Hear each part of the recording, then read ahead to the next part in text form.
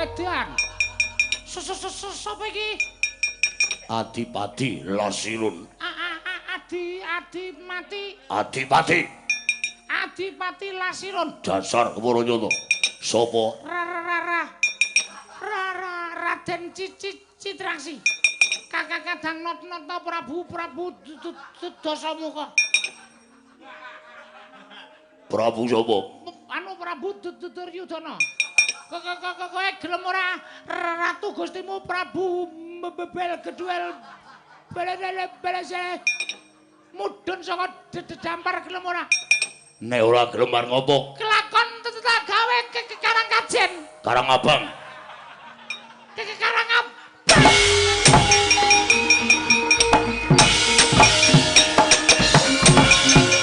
Amok Suramanta Jajang Pratembang.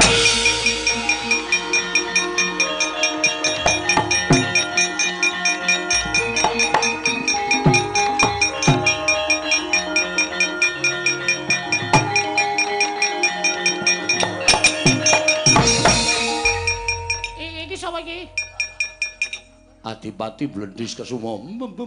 Blendis Kesuma. Kok sandanganmu kaya ketapruk. Ketoprak. Ketoprak. Ora sandadak gagas sandangan. Ayo kowe apa aku sing tekaning pati. Jelas kowe. Lasirun we kalah karo aku kok ming Blendis ki kowe ki njaluk anu njaluk mati cocot anu cara piye? Ayo mriki merkane mati dening aku.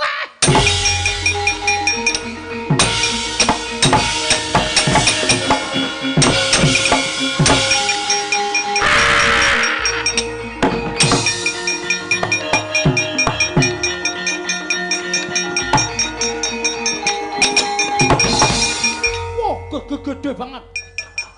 Sapa kowe? Paido. Apa Paido? Sing ngalake Durma Gati mau. Dasar Paranyata. Iki sapa? Bocah cilik. Cilik ning mentes. Kaya lombok rawit.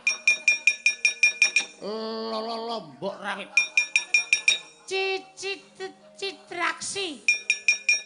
Citraksi. Dasar Keparanyata. Dulurmu kalah kabeh karo aku. Kok arep njaluk mati cara piye? Hidak modar. Modar diapurmu kowe.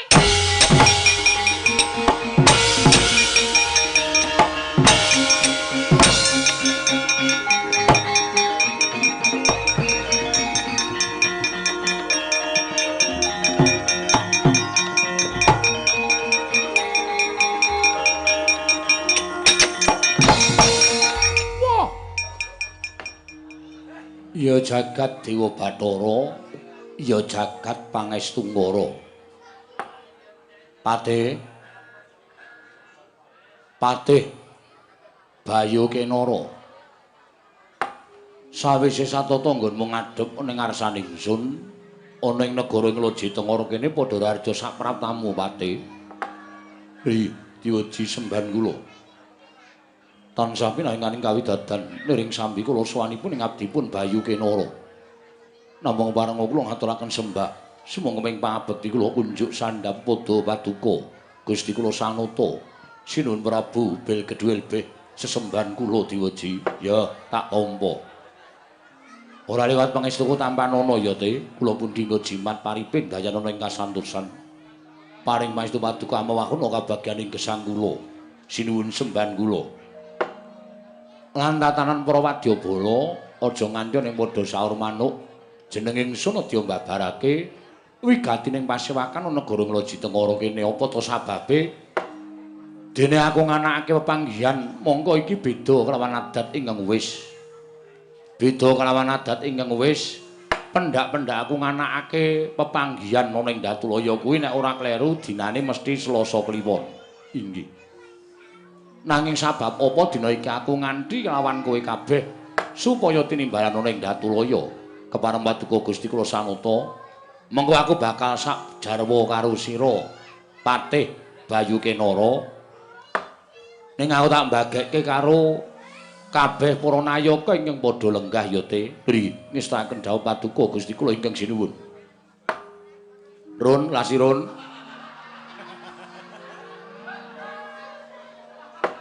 Sei. Wonten timbalan ing dawuh menapa diwaji. Miji dhateng wiswanipun ing abdipun Adipati Lasirun. Wah. Glelengmu ora jamak-jamak. Ya mung tak jaluk arep kowe wis tak unggahke derajatmu minangka dadi adipati. Mriki. Ning aja lali karo kahanan sak nyatamu. Apa to sababe nganti kowe tak unggahke derajatmu? Mergo aku mbiji karo wong ki ora kok perkara nggon bondo donya derajat pangkat ora. Ning aku mbiji karo kowe nggonmu setya bekti kalawan panjenengan ingsun wiwit nalika aku bebodro negara Ngloji Tengara kowe nderekke karo aku melu uyung-uyung anyeng kuyung marang lenggahing Nalindra Prabu Belgedwelbeh. Mula gedhe lelabuhanmu tumrap aku terus kowe tak sengkake ngaluhur dadi adipati nadyan tekan dina iki isih tak golekke wewengkon utawa wilayah. Ning sing baku kowe wis tak sengkake ngaluhur dadi adipati. Menapa sampun paduka dawuhaken badhe kula candhingga jimat. Raharja sak praptamu Adipati Lasirun. Tansah pinanganing kawidadan. Nering sambi kula sowan kula kepareng kula ngaturaken sembah sumangga pangabektinipun ing abdi kunjuk ngersa paduka Gusti kula Prabu Belgedwelbeh. Pisan meneh tak kandhani nek nganti ora tok gugu kowe tak lereni. Menapa kula nandhang kalepatan? Jenenge iki Prabu Bel ora nganggo M. Belgedwelbeh. Nek mbel kuwi tegese kowe maido karo aku. Sewu kalepatan diagung pangaksami sinuwun. Ya ora dadi apa. Prayogakno nggonmu lungguh ya. Lasirun. Tansah pinanganing kawidadan niring sambi kula sampun boten kirang sekeca anggen kula ngabiyantara. Wah. Ya. Aku seneng karo kowe iki piyayine nyenengake ora tau gawe serik atiku. Mekaten sinuwun. Pate wonten dawuh timbalan paduka Gusti kula ingkang sinuwun. Kowe tak kanthi nyaket ana ing ngarsaning sun iki ana wigati kepareng kambabarana ing abdipun Bayu Kenara. Kula nedya kanguraken jangga nelingaken karna mastuti sabda utama paduka Gusti kula ingkang sinuwun ing Ngloji Tengara Prabu Belgedwelbeh. Rada nyaket kene engko ndak dina dungkap ngono bakal nampa pengendikaning sun niki ngestakaken dawuh diwaji. Janjane aku ora rembug perkara pribadining Prabu Belgedwelbeh babar pisan ora. Lajeng menapa ibadi paduka rembag madaning pasewakan. Ngene ya, Te. Nadyan ngibarate lagi sakyup ing payung parandene nggonku dadi Nalindra ing negara Ngloji Tengara akeh sing padha ngundhangake entong negara Ngloji Tengara kuwi negara ingkang panjang kunjung pasir pawukir Lojinawi gemah ripah karta tata raharja. Niki apa ing ditandurana ing negara Ngloji Tengara bakal tuwuh ngrembaka wekasan habiyet poe dadi srana sandhang panganing para kawula. Mekaten diwaji. Ya pancen kaya ngene iki negara sing tak karepake. Apa to sababe negaraku iki dadi negara sugih nadyan negara iki negara cilik ning kabeh para kawula ora kekurangan sandhang pangan, kabeh para kawula ora kekurangan bab apa wae. Merga wis tak wenehi ya kuwi tata kaprajan utawa pernatan negara Ngloji Tengara. Sapa wae ingkang lenggah ana ing Ngloji Tengara, sapa wae sing mapan ana ing negara Ngloji Tengara ndak jaluk supaya tansah seneng bombong marang wulu wetu negara ing Ngloji Tengara. Ngerti ora kowe artine? Kepareng paduka ngene. Nglek negara Ngloji Tengara kuwi apik-apike tanahe ditanduri pari. Utawa Ngloji Tengara kuwi apik-apike lemahe ditanduri bangsa tetanduran kaya ta tela lan sak piturute. Mula kawula sak negara Ngloji Tengara kene iki aja nganti nyirik marang dedaharan utawa panganan sing metu saka wulu-wulutu Ngloji Tengara. Inggih, mekaten. Merga nek nganti para kawula iki padha ora seneng karo wulutu sing metu ana ing tanah Ngloji Tengara, terus mangane wae dadak tuku saka kono-kono tegese dhuwit mau ora kok bali marang negara Nglaji-Tengara ning dhuwite kawula mau metu saka laladan negara Nglaji-Tengara tegese nyugihke wong Jaban Rangkah nyenengke wong Jaban Rangkah mula gandeng kabeh padha manut marang pernataning praja negaraku dadi sugih ning ora kok aku diwenehi dhuwit saka negara manca ora ya merga saka para kawula nggone tansah manut bangun miturut kelawan pernatan negara Nglaji-Tengara inggih sinuwun yen kawula Nglaji-Tengara kene iki isane gawe tiwul ya tiwul kuwi wajib dibanggake utawa gawe bombong atine dadi dedaharaning para kawula saben dina ngono yen kene iki wulu-wetune iso entuk pari ya pari kuwi sing dadi daharaning para kawula tegese upama tuku pari upama tuku tiwul dhuwite ora tekan Jaban Rangkah ning bali marang negara Nglaji-Tengara baline dhuwite para kawula kuwi dienggo mbangun wewangunan sing dibutuhke dening para kawula papan-papan kanggo ngolah raga supaya kabeh padha bisa nandhang kesarasan papan-papan kanggo sak pejagong nggone padha ngrembug swijining bab papan-papan panembah papan-papan pasinaon kabeh mau saka dhuwiting para kawula sing ora metu saka jabaning rangkah negara Nglaji-Tengara. Inggih. Mekaten sinuwun. Ha iya. Kawula Nglaji-Tengara kene iki tak keparengake nganggo ageman sing pancen metu saka negara Nglaji-Tengara. Tegese digawe saka negara Nglaji-Tengara supaya diagem dening para kawula sak negara Nglaji-Tengara. Aja bombong, aja bungah. Aja seneng yen kowe nganggo sandangan saka Jaban Rangkah. Selagine sandangan saka Nglaji-Tengara wae ora kalah karo sing saka Jaban Rangkah. Inggih.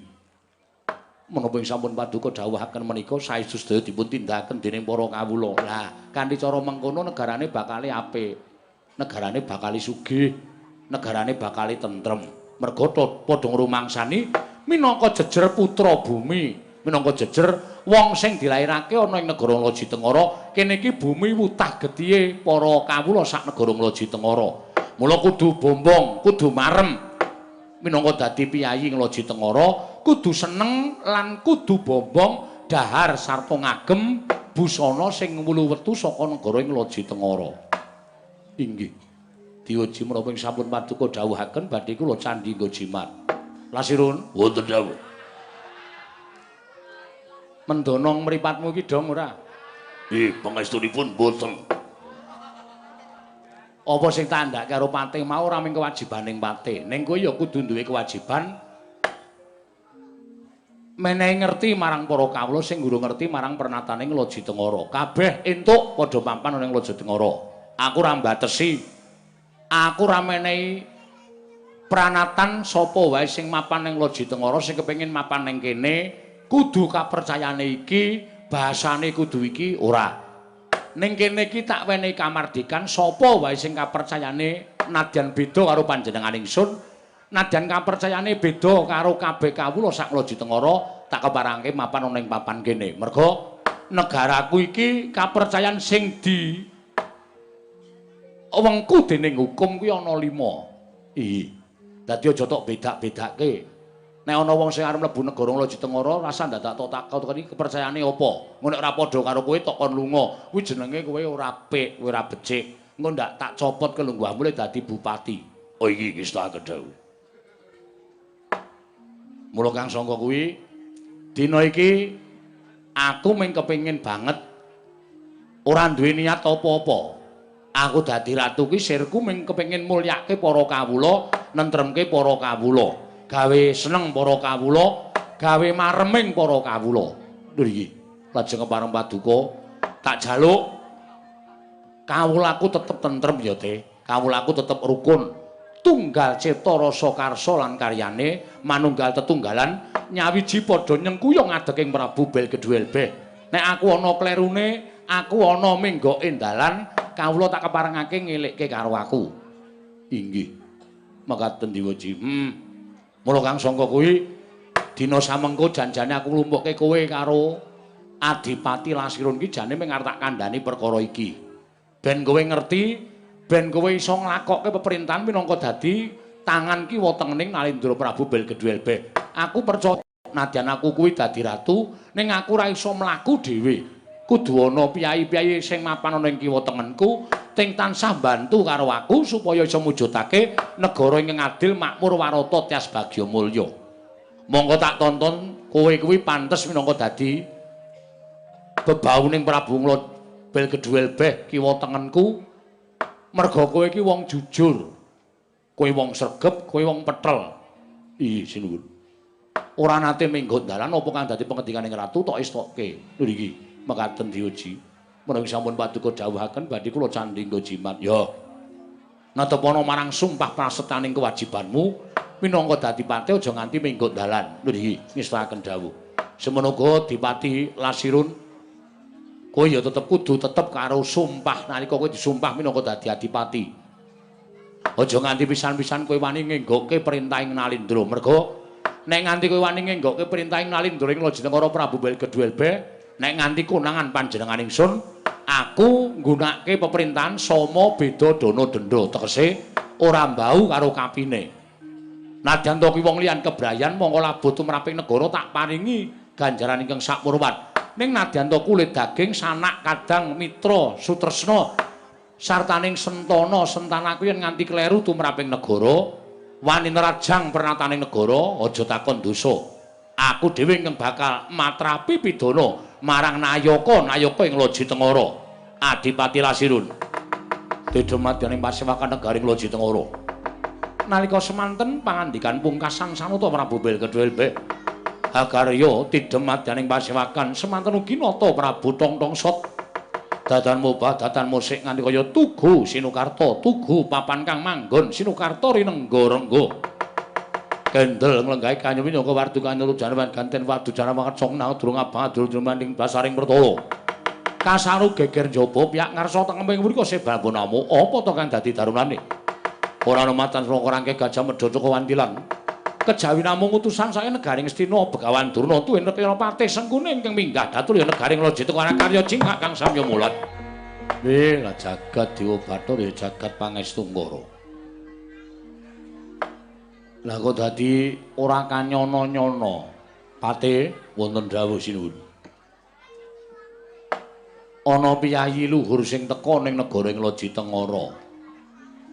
Monggo bareng aku nyawang iki kok kaya padha sing ning gambar-gambar sok diumbulke cah cilik-cilik kae. Mulai mboten nglintu nggih mekaten sinuwun. Mbok menawa iki keng asmane Begawan Durna. Pendhita kondang kalukengrat, kondang monyor-monyor mugi kadanguwa. Mbok menawi leres pangandika paduka Gusti kula ingkang sinuwun. Nuwun sewu penemban. Sampun kinten kula tumambuh menapa inggih kepara saestu bilih penemban menika ingkang para Begawan Durna. Gandhek blegujuk swalu kembel. Sumarante, hawela. Apa sing mbok ngendikake pancen bener sinuwun? Aku Pendhita Sokalima, Begawan Durna, ya Kumbayana. Pendhita ingkang kondang kalukengrat. Jagat iki persaset kebrebeken marang kumandange asmaning Begawan Durna. Pendhita ingkang kondang monyor-monyor ki ya aku. Oh, bener kok. Bekti kula kunjuk penemban. Oh iya tak tampa. Pangestuku tampan ana ya sinuwun. Apa kepara nyata kowe ingkang asma utawa jejuluk Sanata Prabu sinten Dewate? Belgedwel. Belgedwelbeh. Ya Prabu Tongtongsot. Nyuwun pangapunten leres. Kula namung Nalendra alit, negari kula namung sak yuping payung kok penemban. Ning ora apa-apa, gandeng wis dadi ratu ya wis wajib disebut Sinuwun Prabu Belgedwelbeh. Ngono ta kuwi? Inggih, kasinggihan mekaten. Ingkang wingking menika kok kula inggih nate sumerep gambaripun menapa leres menika ingkang nami Patih Susuki. Sengkuni sinuwun. Nding Sengkuni nuwun pangapunten Rekana Patih. Iya, sinuwun mancen bener. Aku Patih Ngastina ya kuwi Rekana Patih Sengkuni. Lah katuran karaharjan rawuhipun Rekana Patih. Iya slamet tekaku sinuwun. Dipun sekecaken lenggahipun wis ora kurang kepenak nggonku prapta ana ing negara ing Lajitengara. Wonten menapa Penemban? Penemban Durna kok rawuh wonten ing negari kula? Negari menika negari ingkang alit. Negari menika namung negari sak iyuping payung. Menawi katanding kaliyan negari Ngastina menika mboten sakpra sekawanipun, malah sakpra wolunipun mboten wonten. Lah kok malah Pendhita Durna nyuwun sewu Penemban Durna rawuh wonten ing negari Lojitengkara menika menapa wonten wigatos menapa dipun utus Nalindra Ngastina. Ah, iki ngene ya sinuwun. Prataku ana ing negara Lojitengkara kuwi nilik-niliki marang negaramu, nitik marang prajamu. Aku kuwi gumun ning atase negara Lojitengkara kuwi negara ingkang cilik. Persasat kaya kang tok ngendikake, amung sak prawolune ning negara Ngastina. Nek lak kok jebul akeh sing padha ngandhakake yen negara Lojitengkara kuwi papan ingkang gemah ripah loh jinawi, papan ingkang subur, papan ingkang menjila. Nadyan mung sayuping payung negaramu nanging kuncaraning asmaning negara Lojitengkara nganti meh wae madani sarta kembari marang kuncaraning negara ing Ngastina. Oh ngoten. Mula kahanan iki ndadekake gumun penggaling anak Prabu Duryudana tumuli utusan kalawan aku supaya niliki marang kahanan negara Lojitengkara. Lah kok jebul bareng aku tekan negaramu, ya iki durung pantes dadi negara. Iki durung pantes dadi negara. Iki nek tumrap negara Ngastina ming wujude kaya dene kelurahan. Ngono. Durung ana gapura, durung ana ringin kurang loro. Durung ana kandang sardula sartane urung ana wantilaning gajah. Tegese durung ana betenge barang iki pancen iki durung mujudake negara. Nanging sabab apa sampeyan Prabu Belgedhelbeh lah kok wis madeg Nalendra ning negara Lojitengkara. Mongko janjane iki durung pas dadi wujuding negara. Nuwun sewu Penemban. Napa tiyang dados Nalendra menika kudu ana ringin kurung, kudu ana kandang macan, kudu ana wanti lan gajah, kudu ana alun-alun. Nek tumrap kula niku mengke pancen perencanaan jangka panjang. Sesuk pancen kula niat bakal nandur lingin kulung. Saurarane nek ratu ku ya duwe macan, ingon-ingon duwe gajah. Mesti ya kula bakal ngingu.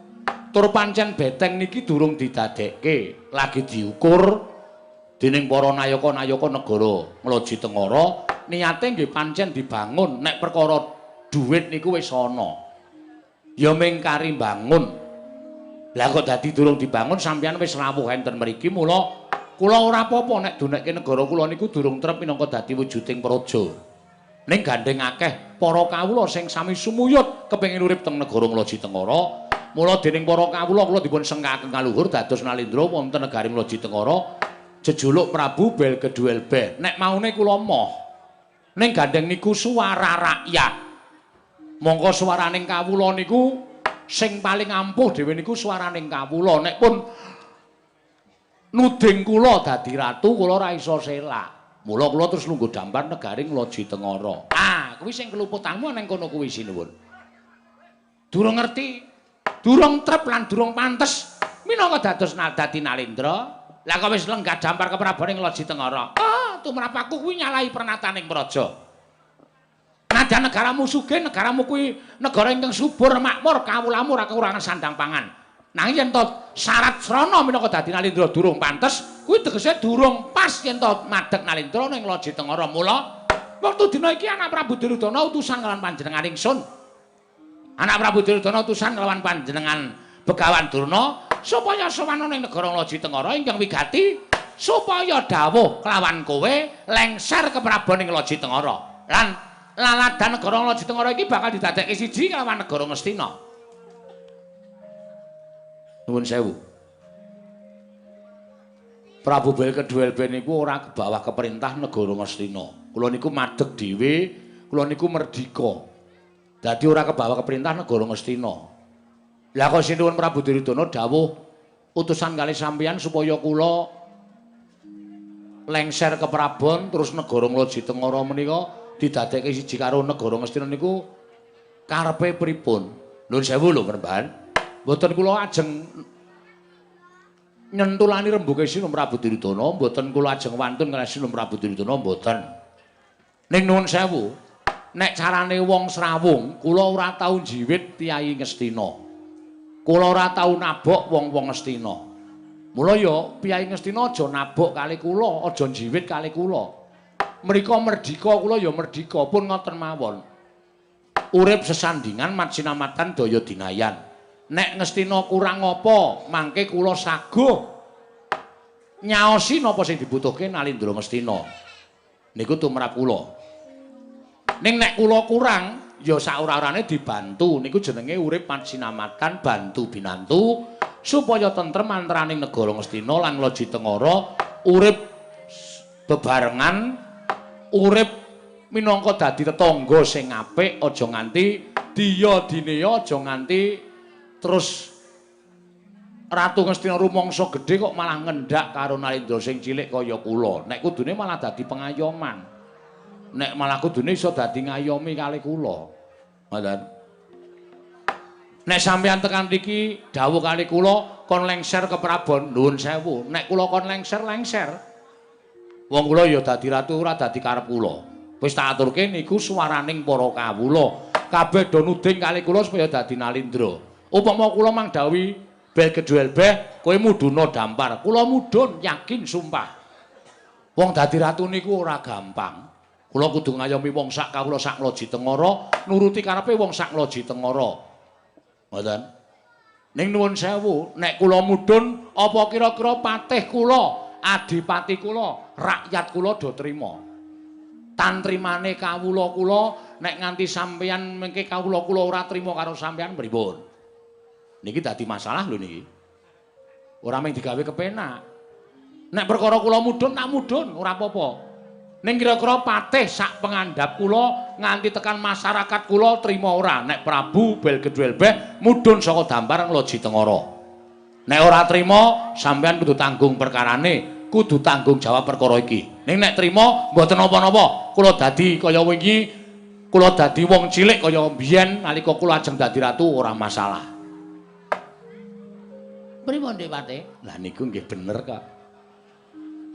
Nek sinuwun Prabu bel gedhuel beh dipun dawuhi lengser ya lengser. Niku wis bener wangsulan wis ora iso diunggahi melih. Ning nek nganti kawulane sing ora trima niki mengke kriwikan dadi grojogan geguyon dadi tangisan. Nuwun sewu, Dik Patih, pripun? Nek kula etung-etung perkara tantrimaning kawula sak negara ing Loji Tengara niku mboten dados sebab. Lho kok mboten dados sebab? Akeh kawula sak negara Loji Tengara menika ora sak pro 16 akeh kawula sak negara Ngastina. Mula nek kawula sak Loji Tengara niku mengke padha nesu, prajurite padha ora trima, ditataki. Aja diungalke gigiring para Sata Kurawa, ning diungalke dadaning para prajurit negara Ngastina. Lho, nek cara kula ngoten, niku mangke malah kriwikan dadi grojogan, geguyon dadi tangisan. Sing maune rembug apik-apik malah dadi bentak sirah sing ora karu-karuan, malah ngrekoso lho kula karo sampeyan. Pun to, sampeyan manut kali kula. Butuhe kula kali sampeyan kudu ngestokke dawuh anak Prabu Tirtana, Prabu bel gedhuel beh kudu mudhun saka dampar. Perkara sapa sing boten trima? Oh, diajangi jembar. Diajangi jembar Dik Patih. Rupak wani, jembar wani, padangane wani, petengane apa meneh?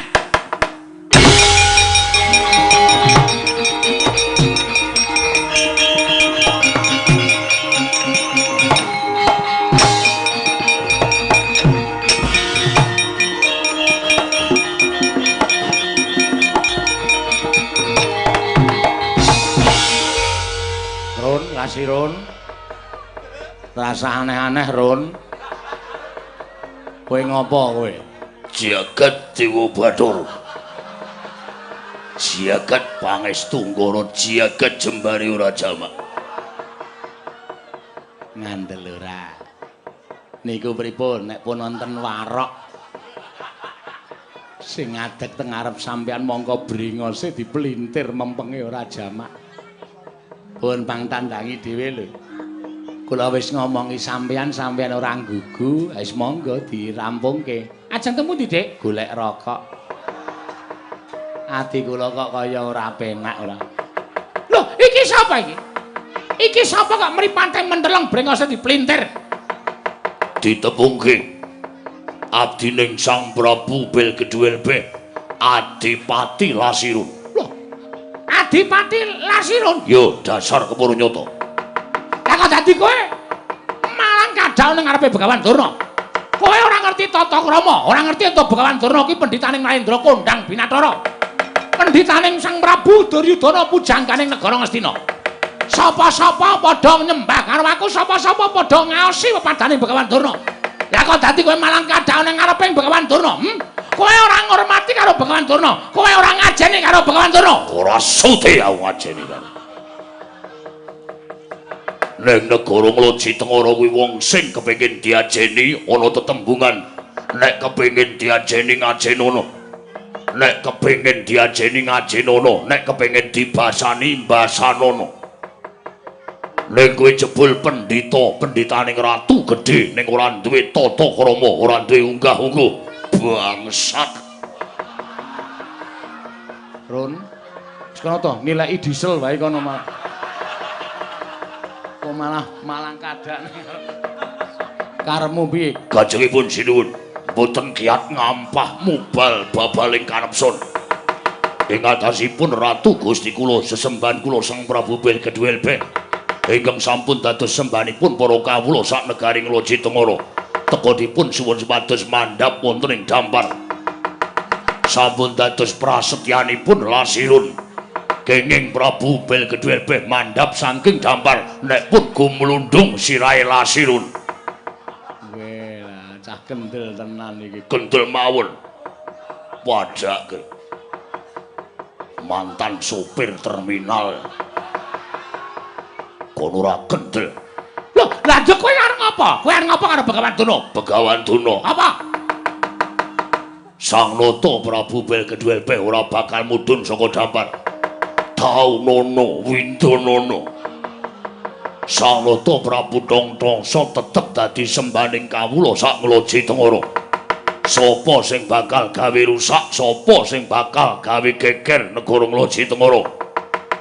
Dudu sapa-sapa sing bakal ngajangi jembar kejaba mung Adipati Lasirun.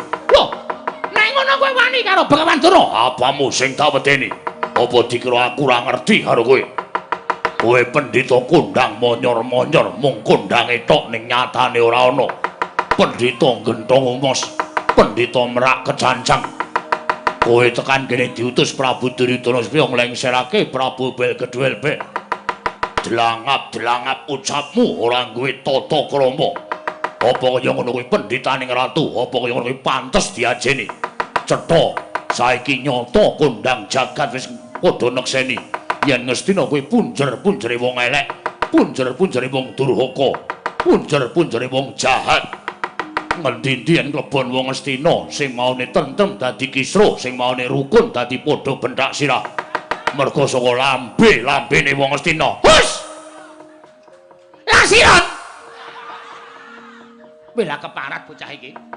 Lah kok dadi kowe wani ngono-ngono karo aku. Wah, guguk karepe dhewe. Kowe iki mung adipati saka negara cilik. Kekuatanmu sepira? Aku nggawa Kurawa segelas papan.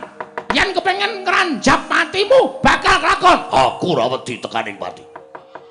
Aku ora wedi mati. Ora sandadak kowe perintah Kurawa. Aku nek wis entek batrene mati dhewe. Dadi perkara mati ora ana ing tanganing Kurawa, ning tangane sing gawe jagat. Mati uripe Lasirun ora perkara Sata Kurawa, malah saiki dadi jalaran. Nggonku njajal para Sata Kurawa sing jarene Kadang Nata kaya ngapa tanan. Ora metu njaba, gelandang sundha mare. Ora metu njaba dugangi raimu. Ora ta.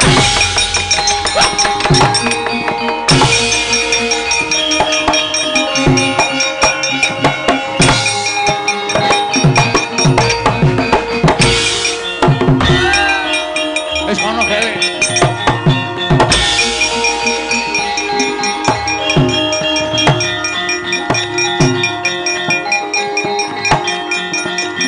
Ngandel ora. Aku wis gedhek kok.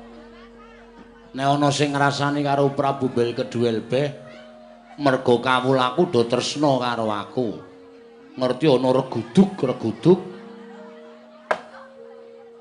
Nayaka sing maune sowane adoh terus do nyedak ming mesti kepengin ana lelakon apa lan ana bab sing kepiye. Te wonten dawuh.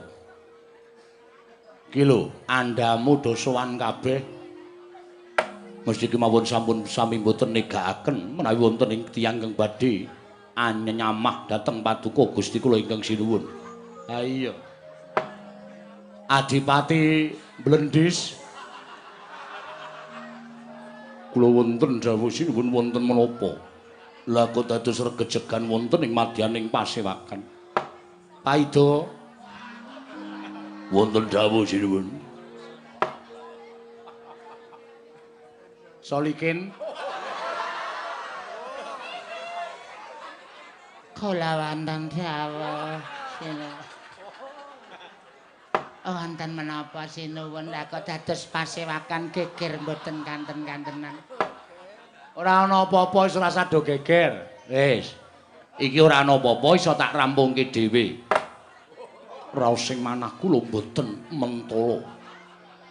Menawi wonten tiyang kang badhe nyamah dhateng asma paduka. Inggih Dewaji.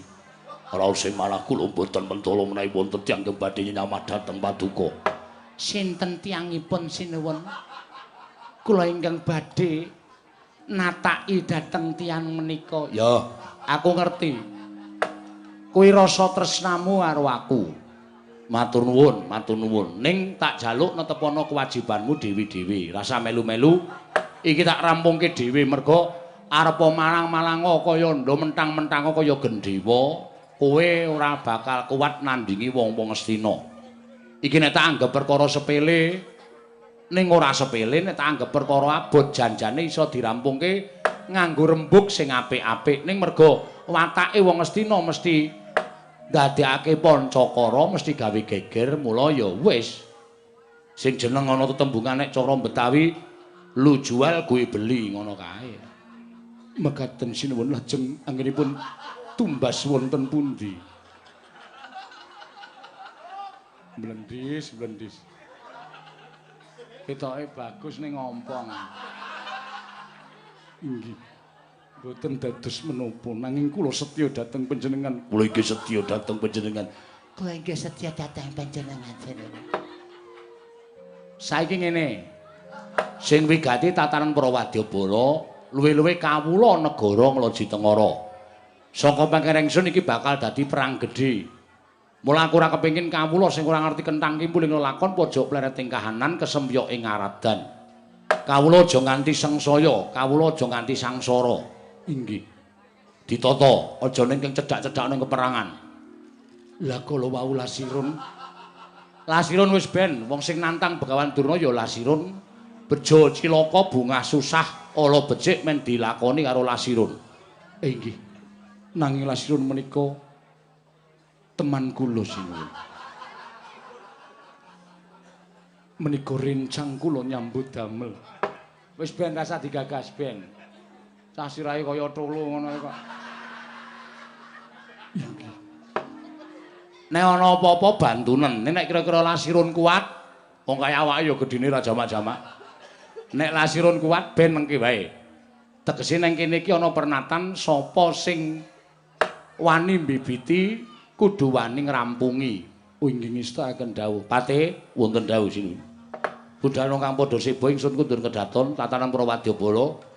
Awat-awat ana Lasirun ya te. Nggih ngestakaken dawuh. Aja nganti aku ora kepengin dheweke dadi korban. Lho nggih. Nek kira-kira ketemper yudane belanana. Nggih ngestakaken dawuh. Nek liyane aku ora percaya, ning nek nganti kowe kalah karo Kurawa, alah dene dadi pati Prabu Belkedhuelbe. Lho nggih. Sampun ngantos kawon. Upami kula kawon kedah sampun boten saged glawat tegesipun kawon kula kaliyan Palsata Kurawa. Menawi kula sampun ngatang-atang dados bathang sinuwun. Bagus, ngono kuwi sing tak karepake. Tegese setya bekti karo aku. Aja pati-pati kalah. Ngaku kalah nek wis kowe tekaning pati. Kuwi jenenge watake satriya. Nggih. Mbela nusa bangsa, mbela negara, mbela marang panjenengan ingsun nek perlu ditatahi nyawa. Nggih. Badhe kula istakaken Dewaji. Bagus. Wis budhal kang padha sebo aku tak kondur ngedaton. Nggih ngestakaken dawuh. Blendis Paida Solikin metu njaba ora sada ting pententeng ya. Inggih ngestaken. Nggih ngestaken. Inggih ngestaken Dewaji. Ora kuwi suaramu ki mbok tok dandani to, Kin? Swara kok ming trebel tok. ora ana base babar blas. Rada tembel-tembel. Sampun dados ciriwan. Sampun dados lakehan kula jenengan. Ya, ngono jenenge swara serak-serak basah. Nggih. Nggih, Sinuwun. Ya syukur. Wis kono dalu Kampodo Sebo, jeneng ingsun Kundur Ngedaton. Purna gatining pananggilan. Sanuntos Kundur Ngedaton jeluk saking gambar kentana pinampit gambaran gading kadhiraken sanggening Purumban Cedi manggung ketanggung Joko Paloro. Ing sami ngampil upacaraning keprabon. Kawis tinggal saka Mandrawa. Kawis tinggal saking Mandrawa. Tindaknya Sri Naranata katinon saking Mandrawa. Kaya tansah jejengkaran tindaknya Sri Naranata wau. Ron wonten sawu sinuwun. Sonane ra iso baris ki rasah sok do baris. Liripun kados pundi? Aku pancen dadi ratu ki durung nglatih do baris berbaris. Ning mbok ya iki dinggo. Mungsuhe neng kono kok lemu baris rono iki piye? Rak mlumpuk neng kene kabeh to. Waduh. Paido menika sing dadi pimpinan. Aja ngawur, aku mblendis. Oh, mblendis menika sing dadi pimpinan. Paido ya ngetape wadyabala kok merono. Lah iki mlumpuk neng pripun niki pripun niki pripun. Niki pripun baris kok nganti kleru niki pripun? Sesuk neh arep perang ya perang rapopo. Ning rasa dadak nganggo baris. Wong negarane awake dhewe iki rungono nglatih prajurit supaya latihan babakan baris berbaris. Nek mungsuhe neng kono barise rono, ngetapke para wadyabala rono. Kok rene iki piye? Aku ra wis omong to.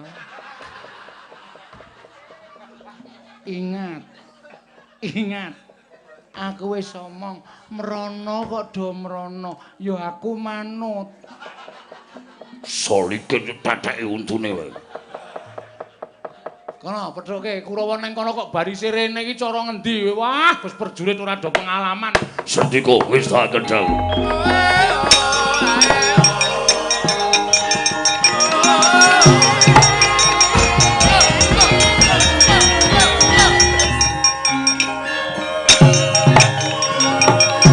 Puter.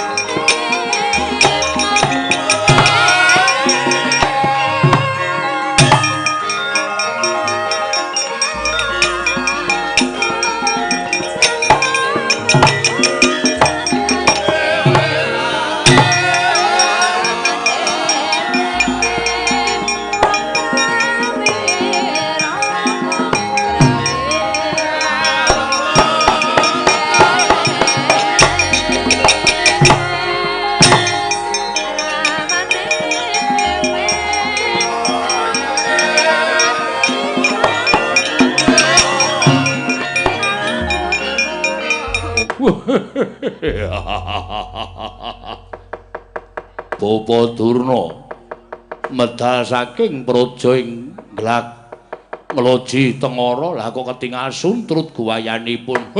Pripun penemban? Boboduna wonten paridamel menapa? Rama wonten paridamel menapa? Lah. Bapak sing bajungna kepane iki putra putri Mbogati cumajung jawu. Pripun kabare anggen sampeyan mlebet wonten ing teleking negari Kloji Tegara supados dawuhaken dhateng Prabu Belkedhuel Beh mandhap wonten ing saking Dapal Kencana kepane putra putri Mbogati cumajung jawu Bapak penebat. Dursasana Lho wonten paring dawuh. ngerti ya? Yen ta wektu dina iki Prabu Belkedhuel Beh supaya lengser ke prabon. Nanging kawulane nayaka nayakane ingkang ora ngeparengake Prabu Belkedhuel Beh lengser saka prabon negara ing Loji Tengara. Lho. Sapa? Sinten sing wantun gondeli dhateng Prabu Belkedhuel Beh? Mesti wae nayaka nayakane. Mula kang sanga kuwi ya Dursasana ora usah wedi kangelan. Dina samengko kowe mangkata. Samapta ing gati sawegaing diri. Yen perlu nyawesake tumbak pedang ligan. Merga iki ura-ura mesti bakal dadi peperangan antaraning negara Ngastina kalawan negara ing Loji Tengara. Ning kowe ora usah wedi Dursasana, ora usah wedi. Merga negara Loji Tengara kuwi negara ingkang cilik, persasat amung seprapate negara Ngastina. Wadya balane ya ora akeh kaya negara Ngastina. Mula yen temengko dadi peperangan aja mbok tok sisake kawula negara Loji Tengara sing belani marang Prabu Belkedhuel Beh disampurnake sisan. Loji Tengara dadi kukupaning wong-wong Ngastina merga Loji Tengara kuwi kondang negara ingkang subur. Iso nyembah marang kararjaning para kawula sak negara Ngastina. Wah, lah lagi. Nggih mboten langkung istahaken dawuh lajeng pangantipun para wadyabala benjang menapa? Pangantipun para wadyabala benjang menapa? Pangantipun para wadyabala benjang menapa Rama? Pangantipun para wadyabala benjang menapa? Mergi sakniki Kulawa mboten mungsuh Pandhawa, ning mungsuh kawula Kloji Tegara. Niki Kulawa ajeng muncel begini iki. Kulawa ajeng gleleng.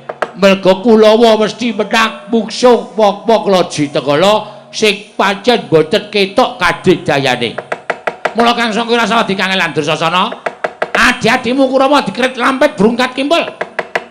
Negara Loji Tengara byuhi batang sayuta. Nggih, ngestaken dawuh nyuwun pamit Sing ati-ati aja kaya bocah cilik Dursasana.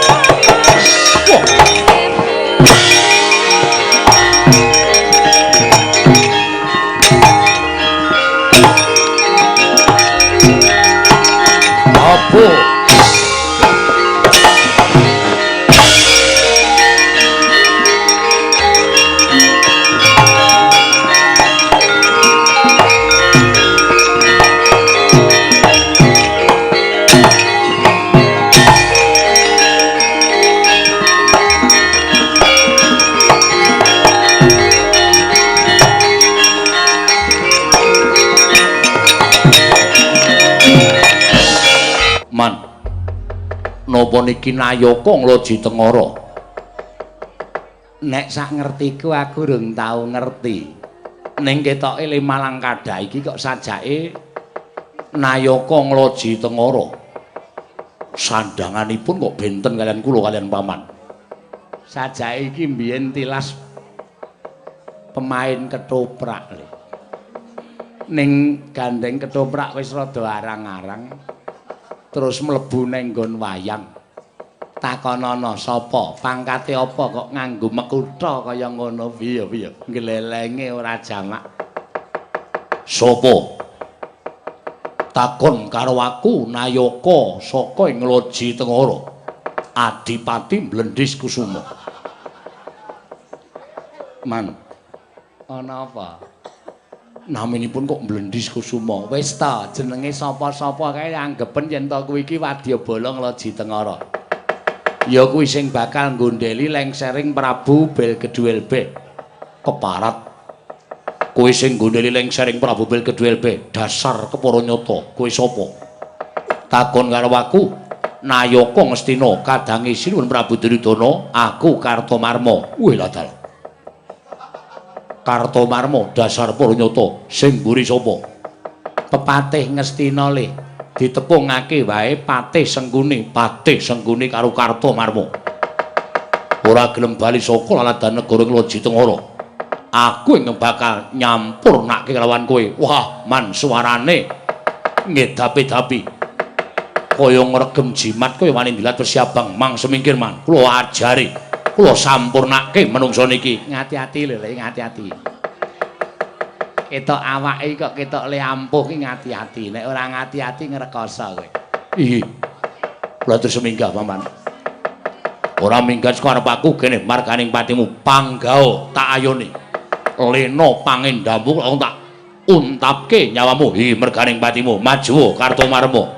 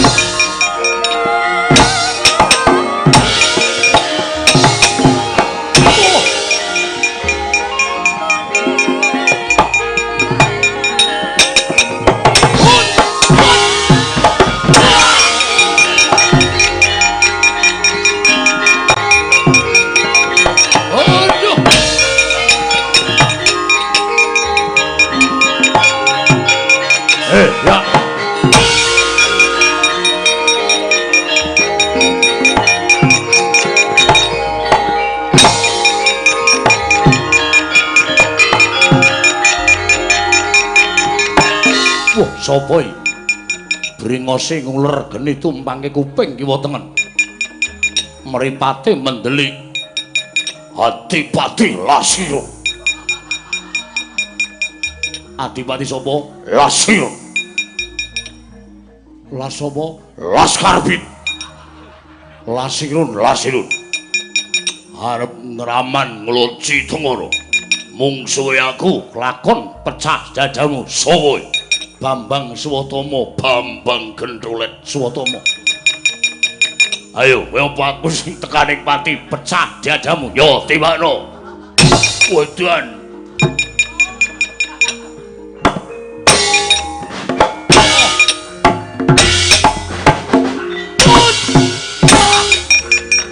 Ayo, ngomong.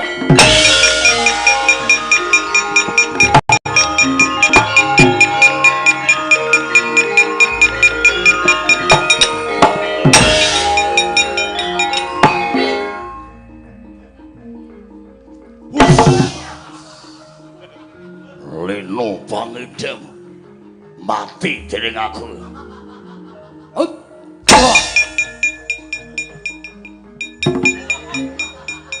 Ayo ngletak yo ngletak. Tak kuat-kuatke.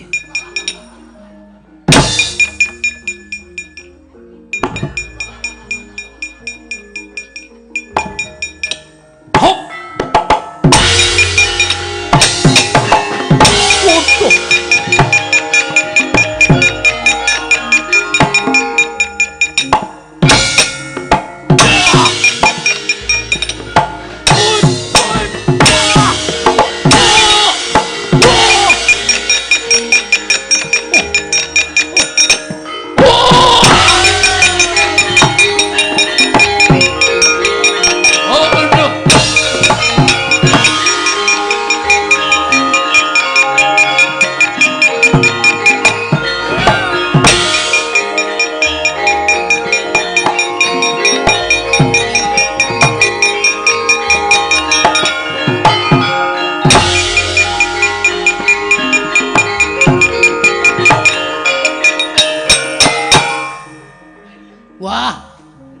Ketemu saudara.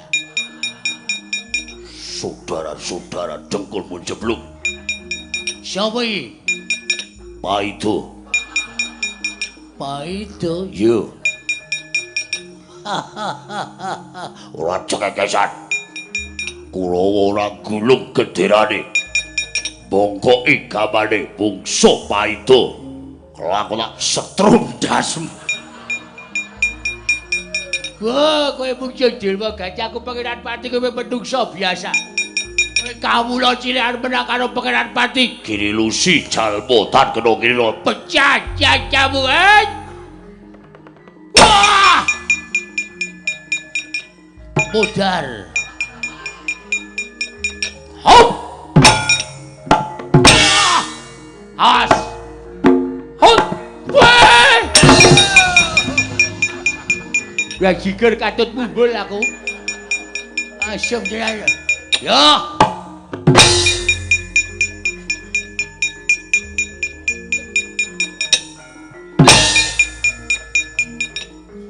Hop.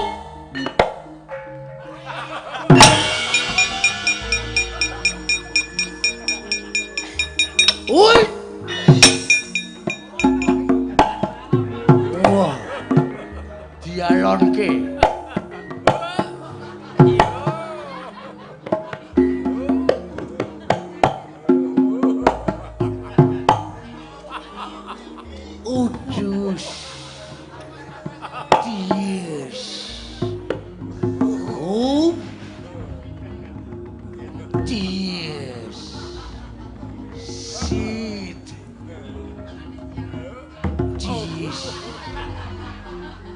Aku ora tau kena.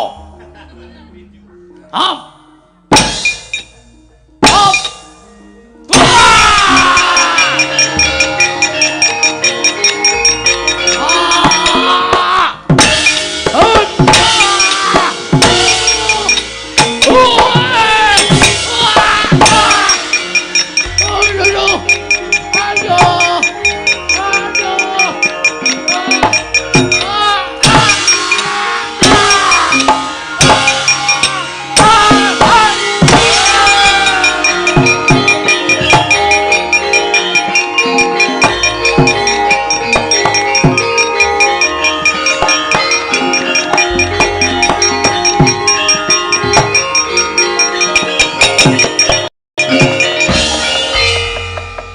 Bubar mawut wadya boloman.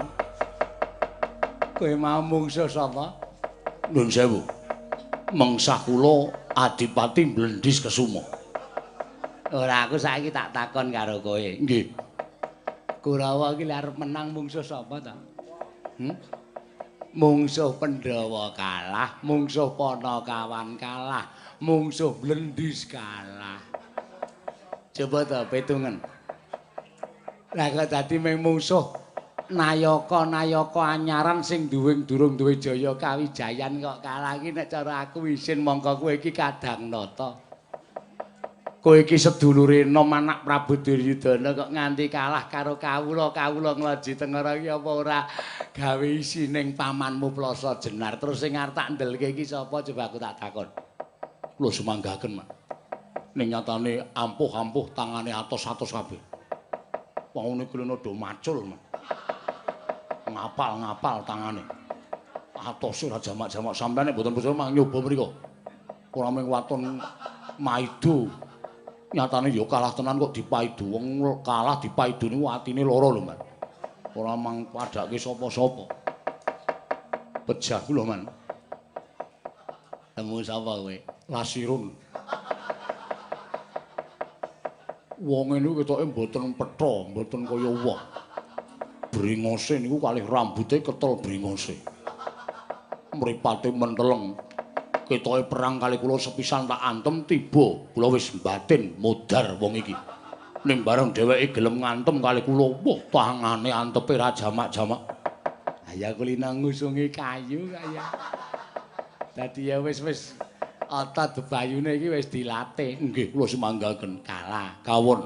Anak Pendhita Durna kok kalah karo wong lumrah. Kajengipun nyatanipun ya kalah kok arep ngapake meneh. Pun dicoba bola-bali nyatane kalah kok. Kula semanggaken sampeyan niku wisane wing maido. Wong maido niku penak wae. Wing paitan swara. Lemuk.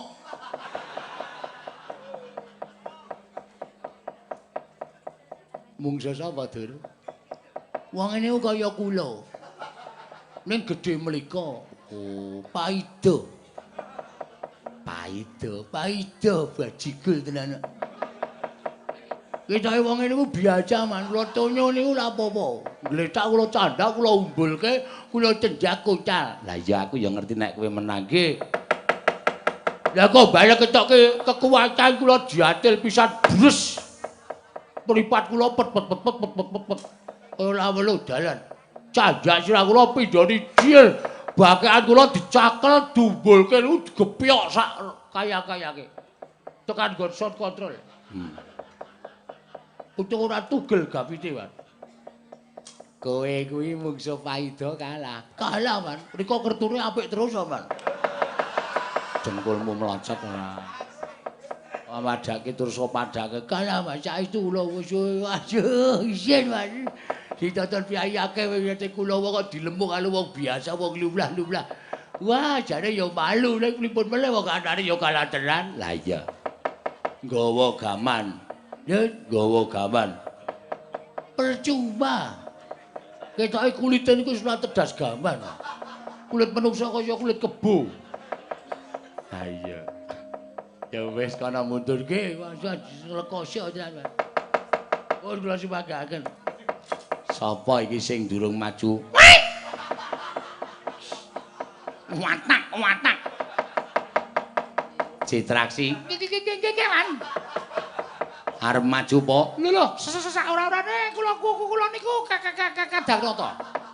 Nek nganti kula ora maju, wirang bebarang. Ha iya. Dulur-dulurmu do kalah nek kowe ora maju rak ya isin. Isin. Kuku kula terus pinggah. Mungsuhe sapa, Man? Mungsuhe werna-werna. Arep milih sapa? Tur Nayaka anyar-anyaran durung duwe kadigdayan. Wah piye? Sing dadi nyatane kuku kula terus pinggah. Nayaka nglo-nglo-ji. Teng trit teng. Teng ora. Mungsuh Citraksi tak tundlep. tak gawe susu anu susu sang bawono balik kelakon Rene to. Omong kok neng kono ora. Nah, ngetok ngono rak ketok sing ngomong sapa. ngewak-ewake. Ha iya. Kartomarma kalah karo Mlendis. Wow. Wo piye nyata kok wo? Kartomarma kalah karo Mlendis. Heeh. Asatama kalah karo Lasirun. Lasirun iku wong ndi? Wong Loji Tengara. Pangkate Adipati. Buajigur. Lah ming jenenge Lasirun kok Adipati gundule atos. Ning nyatane Sotama kalah. Sotama kalah. Kalah. Dian. Terus Durmagati maju. Durmagati maju mungsuh. Paido. Paido niku nggo wadah idu. Udu. Paidon kae nek Paido. Paido. Heeh. Wis biar mungsuh sapa? Rarawe rantas maso Malang. Malang kula putul. Putung. Wong Loji Tengara kok maju bareng. Kuku kula sing bakal nanduki Nataki man. Kuku kula jenganga. Ayo tak ajar kowe. Arep ngopo? Arep nganga. Ngamuk Neng Ngeloji Tengara. Nek ora tak tuntun ndak kesuwen saiki. Amuk Suramrata Jayamrata. Amuk Suramrata Jayamrata. Imbang yen padha-padha. Iki Kadhangnata. Iki Kadhangnata. Raden Citraksi. Raden Citraksi. Iya.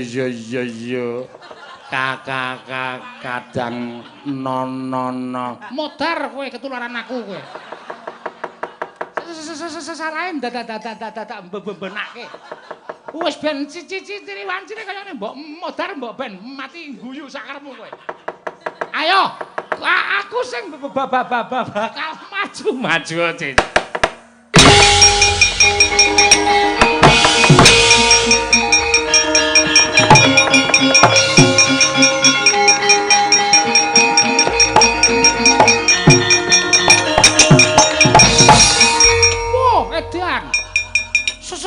Sapa iki? Adipati Lasirun. Adipati Lasirun. Dasar Kemaranyana. Sapa? Raden Citraksi. Kakak Kadhangnata Prabu Dasamuka. Prabu sapa? Anu Prabu Duryudana. Kowe gelem ora Ratu Gustimu Prabu Belgeduel mudhun saka dampar gelem ora? Nek ora gelem arep ngopo? Kelakon tetep gawe Karang Kajen. Karang Abang. Karang Abang.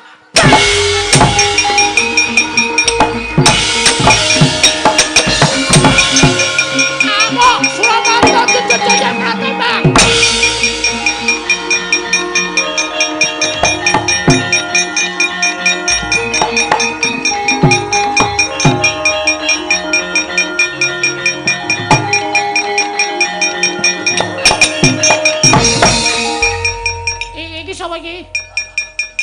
Adipati Mlendis Kesuma. Mlendis Kesuma. Kok sandanganmu kaya ketapruk. Ketoprak. Ora sandadak gagas sandangan. Ayo kowe apa aku sing tekaning pati. Jelas kowe. Lasirun we kalah karo aku kok ming Mlendis ki kowe ke njaluk anu njaluk mati cocot anu cara piye? Ayo mriki mergane mati dening aku.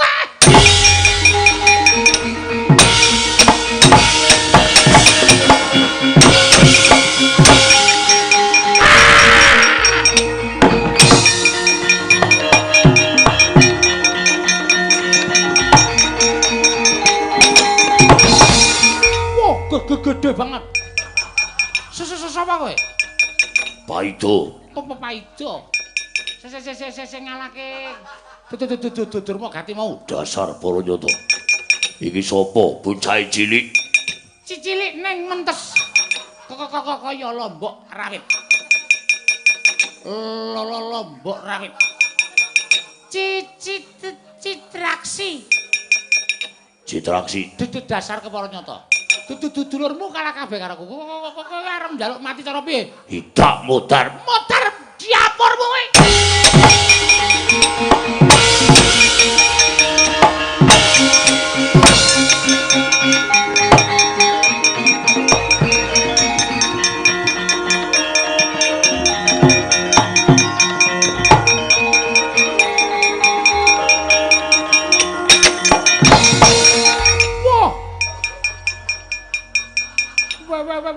Dok barang maju perang.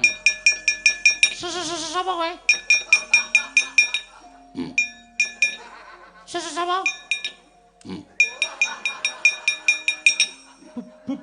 Bisu apa ya? Ditakoni ora semaur kok menjep. Kowe arep mbelani Prabu Belkedua beh. Mati dening aku. Ora. Dian. Diantem rapopo. Wah. Kowe wong apa demet? Diantem kok ora apa-apa. Nenek pancen digdaya mbalesa.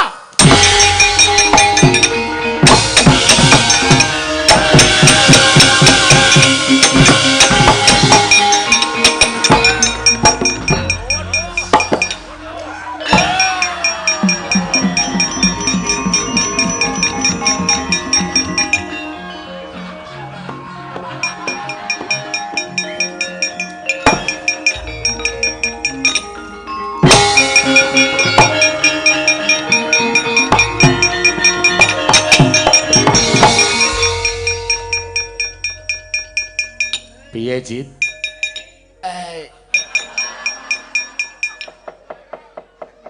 Maju perang ora kalah kok malah gelegeken. Nasib baru bagus. Piye? Nasib lagi apik, Man. Lagi apik? Nggih. Lah terus? Kula maju. Lasirun tak ajar. Lasirun tok kalahke, mongko ngalahke Kartomarma. Lah mulane nonton. Ndelok ora mung tengok-tengok. Iya. Sing kedua mlendis. Oh. Tata-tatonyo untune ngarep pitil. Mundur. Oh, terus sing ketiga Paido. Paido kula ajar. Wonten Nayaka Nglaji Tegara ngundang bojone, Man. Sapa? Ketoke Solikin ketoke. Bojone gedhe banget. Mak pendonong. Kula jotos mboten napa-napa. Kula jejak omong ming ham. Membareng nesu kula diajar dies. But. Candak. Awak kula bantenge lemah bres. Bebar niku kula terus ditangekke. Terus dituding ngenten iki. Niki. Maksudnya kula kon nemi. Oh. Aku we. La sregep.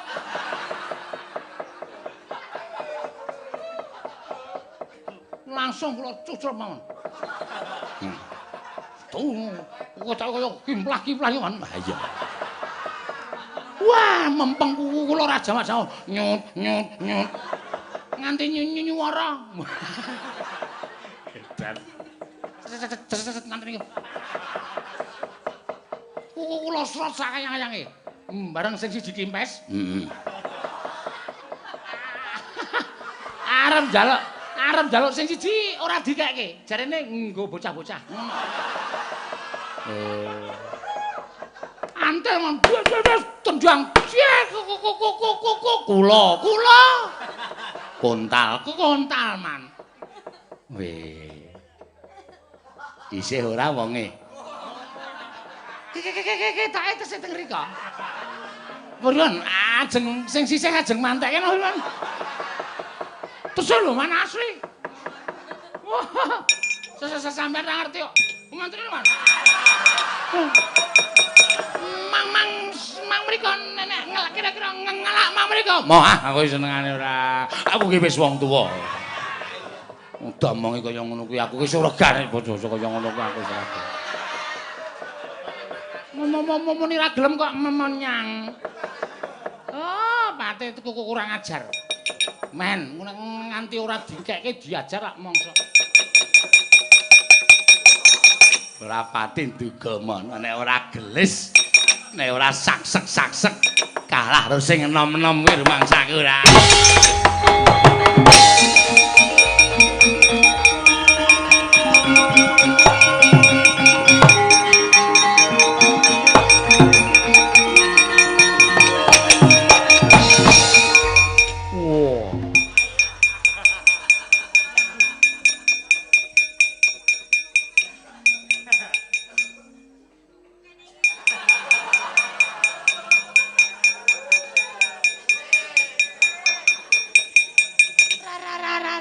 Saisen. Kowe minggat to. Ngregon-ngregoni ora.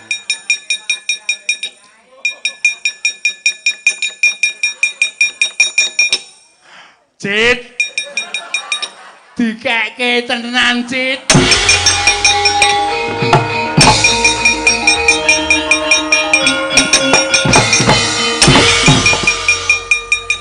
Pripun man seger to? Seger dengkulmu melacot ya. Wong tuwa iki nek werna-werna malah ngrekoso uripe. Pripun man? Lala pripun ajeng jiti terus napa kula tembungke? Rasa. Wis kene rene. Kuwi nggon jangkut kuwi isih sithik kene. Sajae saking kepingine. Nanti kelapretan barang dirasake. Ah, gugu pepe dhewe. Wong-wong laji teng ora minggat liban cundha manek lakon tinjung akhirat kabeh parat.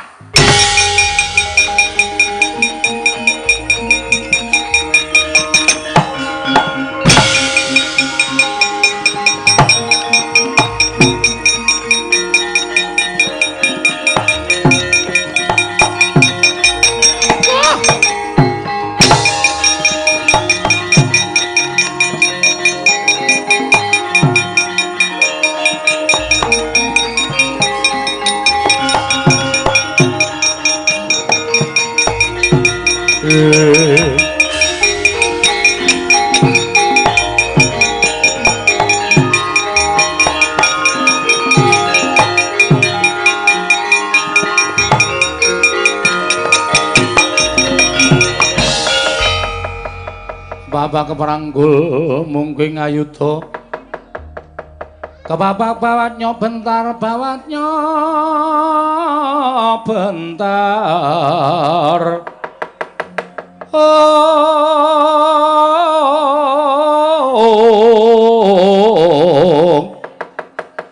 kebabaknya mungking aloko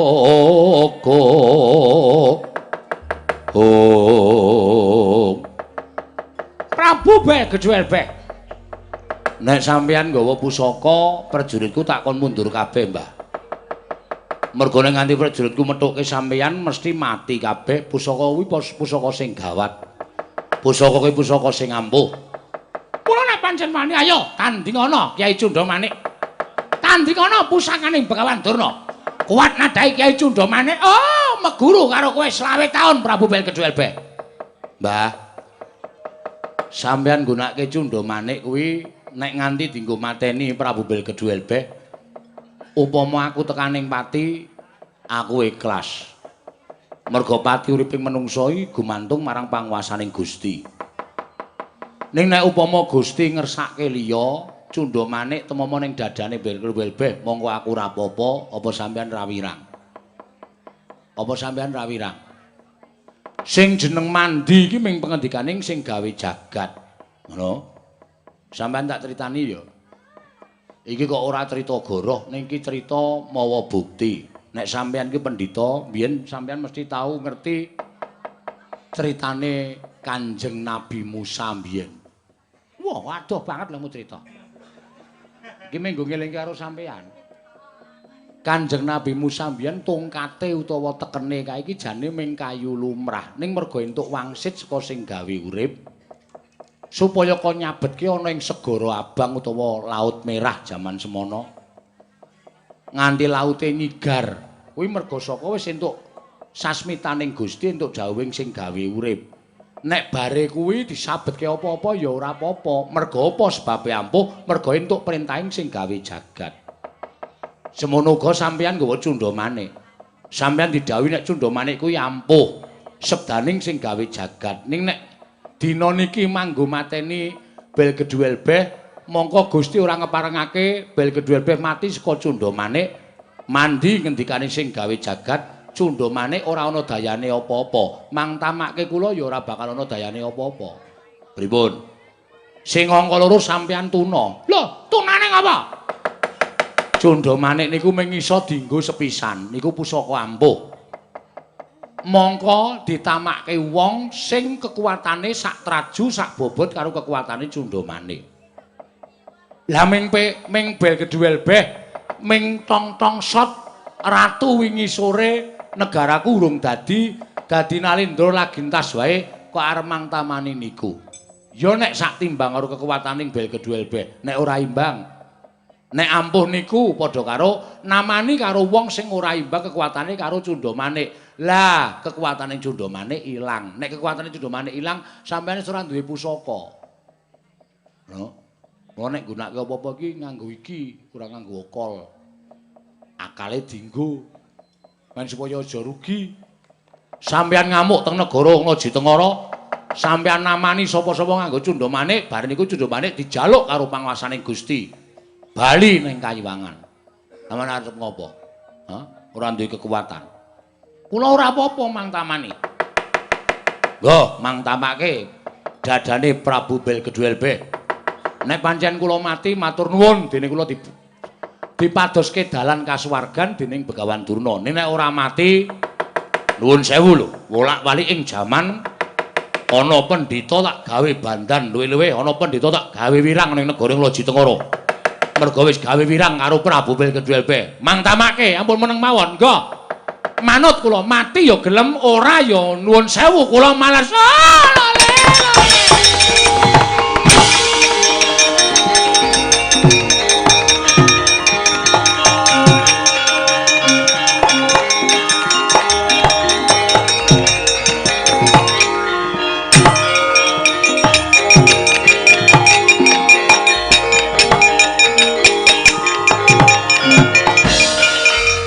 Sampun ratapan manah kula sinuwun. Dene panjenengan naben ajeng kaliyan pusaka kadewatan Kyai Cundhamane. Wong urip ning alam padang ki nek ora wedi mati, kuwi uripe bakal semeleh kok teh. Iya. Tenan kuwi aku ora goro. Mula wong urip ning alam padang ki rumangsana nek urip ki ora njaluk, ora nyilih, ora utang. Ming sak derma nglakoni urip sing keparing sapa? Sing gawe jagat. Mula kala mangsane dipundhut karo sing gawe jagat, ikhlas. Mbuh kanthi cara apa wae anut kodrate dhewe-dhewe ikhlas, ora sah nggondheli, ora sah rumangsa wel karo uripe. Iya. Mula aku ketemu karo Cundhamane mau ya ikhlas. Upama aku ditamani mati ya wis tak mati ora apa-apa. Iya sinuwun. Sedaya menika dados kanca benggala tumrapipun ing abdi kepatihan ya. Lajeng kepareng paduka. Kriwikan wis digawe grojogan, maune Gojek wis digawe tenanan. Mula aja nganti aku dianggep ratu cepete. Aja dianggep aku ratu cilik sing iso didak-idak karo ratu sing gedhe-gedhe. Teh, Ngastina mau ning Raman Ngloji Tengara saiki diwalik. Ngloji Tengara sing Raman Ngastina teh. Monggo kula diraken.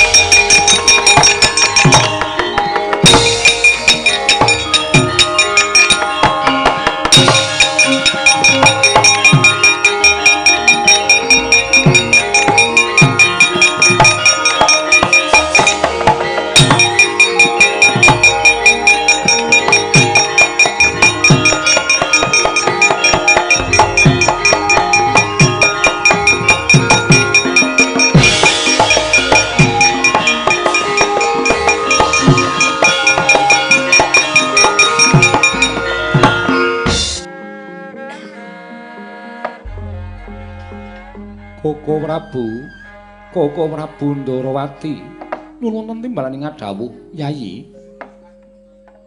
Sawetawis Koko Prabu rawuh wonten ing Praja Ngamarta. Ewadene rayi para boten kepareng munjuk atur ngersa paduka Kanjeng Koko Prabu. Krana raos kodheng sutaning manahipun ingkang rayi. Inggih. Sawetawis radi bingung manahipun ing Raka Ndarawati.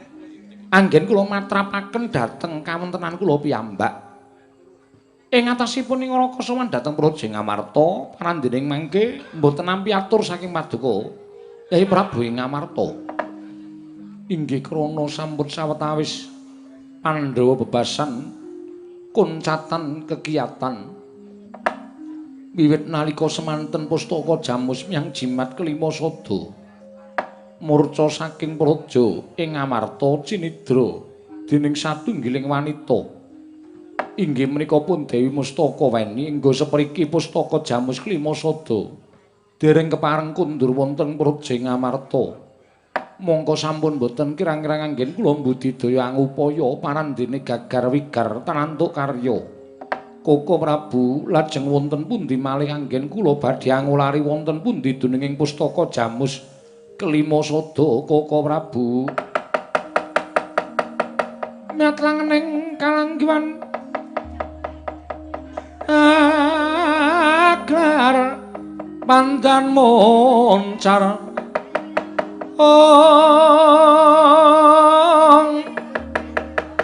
tinon ler kekonang surum sorotetan padang kasoran pacaring purnameng gegono dasari mongso katiga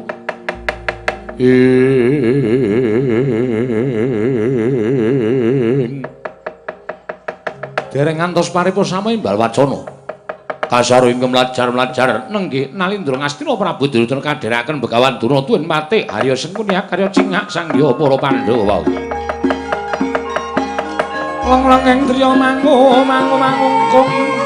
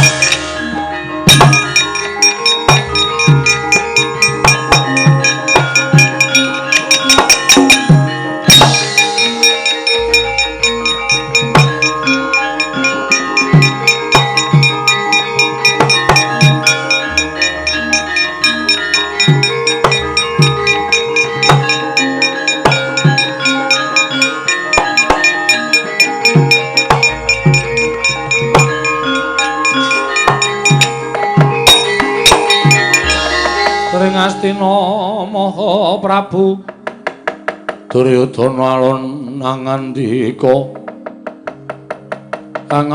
dhahari ningsun Werkudara den kapareng Koko Prabu wonten menapa jeng ngandika mlajar-mlajar ngantos prapting negari Ngamarta Yayi wonten menapa Duryudana kanggo eneng apa? Yayi Prabu, sewu-sewu kalapatanipun ingkang Raka Tadhah Wadana. Krana dinten sak mangke kula daya-daya sowan wonten negari Ngamarta mugi andadosna ing kawuningan. Bilih dinten sak mangke negari Ngastina bedah. Lho. Bedah kados pundi? Lho, mangkene piye? Bedah kados pundi, Yayi? Wonten parang muka saking negari Ngeloji Tengara. Ingkang badhe anglar jajan malah jebul pinanggihipun Sang Prabu Belgedwelbeh Nalindra Loji Tengara menika digdaya kliwat ukur nadan ingkang Raka ing Ngastina mboten saged nrenggalangi kridanipun Prabu Belgedwelbeh Mila tumunten kula nganthi paman Plasa Jenar supados sowan dhateng negari Ngamarta. Ingkang wigatosipun supados nyuwun senjata pitulung dhateng kadang-kadang kula para Pandhawa. Koko Prabu Ndarawati kula nyuwun senjata pitulung supados ngastina wangsul wonten pangwaosipun Duryudana. Koko Prabu.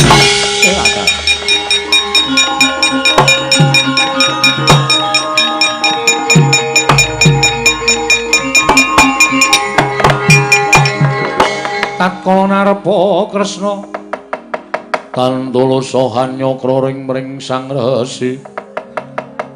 Mring Sang Resi Jahnawi Suta. Werkudara. Nggih. Aja nganti sadi. Wegah asung mambiyantu kelawan kadangmu Yayi Prabu Duryudana. Semono uga Janaka Budhala papakna.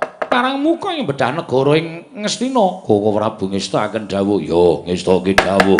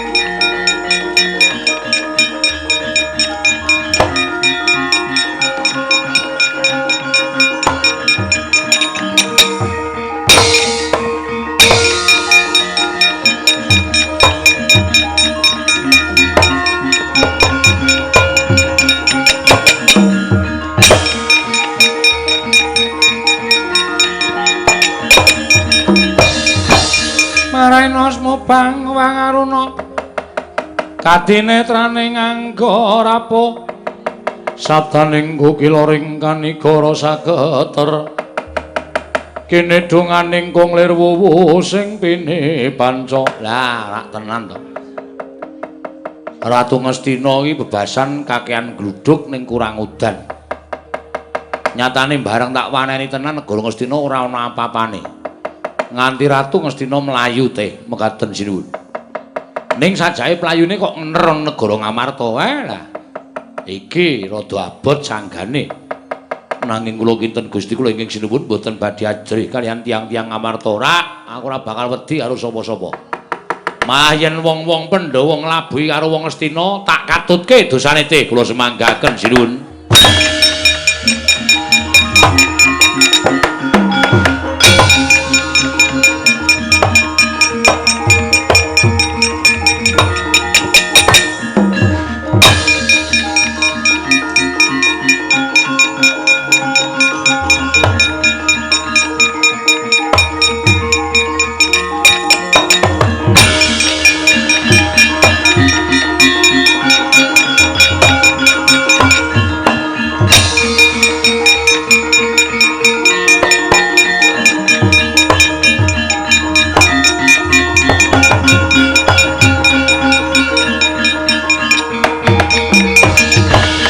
Kunjang ganjing langit kelap-kelapaton lergin sanging risang mawe gandrung iki apa ing ngaran Prabu Bel Geduel B dasar kepara nyata iki sapa iki takon karo aku panengah Pandhawa Raden Janaka. Raden Janaka iya dasar para nyata ora usah dadak kowe wani bedah negara Ngastina wani gawe kapitunaning Koko Prabu Duryudana. Hayo Janaka sirnakna leganing atiku. Nuwun sewu Raden. Jane aku ora ndek perkara karo sampeyan. Aku ora ndek perkara karo Raden Janaka. Ning gandeng sampeyan kewan karo Prabu Duryudana, mula wis dadi upataning Prabu Tong-tong Sot sapa sing ewangi Prabu Duryudana tak katutke dosane. Ning nuwun sewu. Sadurunge sampeyan perang karo aku, luwih dhisik aku tak takon karo sampeyan. Miturut crita, miturut wong ngabarke, sarta rasaning para kawula antaraning Kurawa karo Pandhawa kuwi ora gathuk, ora padha cocok lahir lan batine. Ora usah dadak ngundat-undat perkara kuwi perkarane Pandhawa lan Kurawa dudu perkaramu. Lho, aku ora melu-melu perkarane Pandhawa lan Kurawa. Ning aku mengandhake. Lah kok dadi barang saiki Sunan Prabu Duryudana nyuwun tulung marang para Pandhawa kok ditulungi. Monggo nek diitung-itung Pandhawa le kasangsaya merga saka pokal gawening Prabu Duryudana kuwi wis marambah makaping-kaping. Wis ora iso diitung nganggo wilanganing driji merga saka akehe. Lah kok dadi saiki sing mestine Ngastina kuwi darbaing para Pandhawa dilenggahi dening Prabu Duryudana. Ngastina bedah. Prabu Duryudana njaluk sak biyantuning para Pandhawa kok tok rewangi nuwun sewu. Raden Janaka kuwi entuk apa? Dipunjung apa? Dening Prabu Duryudana. Apa dipunjung Brana Picis, apa dipunjung Mas Berlian, apa dijanjeni? Monggo nek nitik janji-janjining Duryudana kuwi ora tau entes. Lah kok mesa isih mbok rewangi sing mesa mbok belani Prabu Duryudana. Apa merga Ngastina ki ana mustika sing pang banget iso gawe ngluluhke ati? Apa negara Ngastina ki merga ana kencana ingkang bisa gawe bawur paningaling sapa wae? Klebu paningaling Raden Janaka. Klebu paningaling Raden Janaka Satra ing Madukara ingkang kondhang pitataning jalma, unusaning titah mantasaning menungsa ning tinemune isih ringkeh batine merga isih kepilut marang mutiara sing mapan ana negara Ngastina.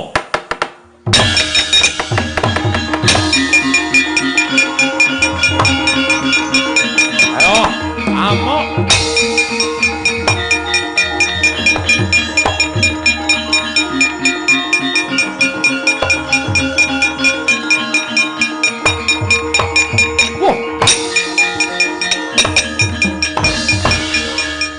Satriya gagah Werkudara. Wah, sapa kowe Prabu Belkedhelbe? Janaka mlayu. Wah, pucet rupane. Mbok kapake. Aku ora ngapa-ngapake, Raden. Aku ora ngapa-ngapake Raden Janaka, ya ming tak omongi werna-werna nganti dheweke kewirangan. Wah, mirang-mirang ke adiku lanang. Totoe nyawa. Lho, nek sampeyan ajeng wani karo kula monggo mawon. Wah, mudar kowe.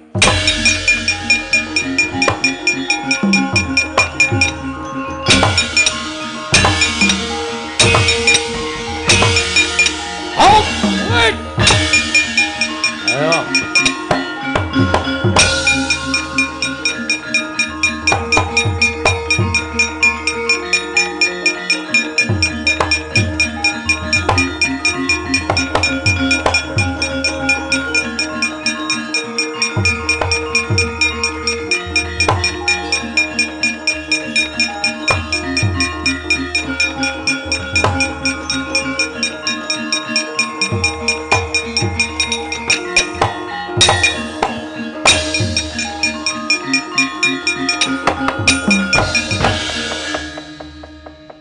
Kok mundur pasuryanmu kok rengu iki apa? Koko Prabu. Mboten nginten babar pisan. Bilih kula dipun ngerang-erang dening Prabu Belkedhelbe. Kula dipun isin-isin dening Prabu Belkedhelbe. Koko Prabu. Kula lingsem.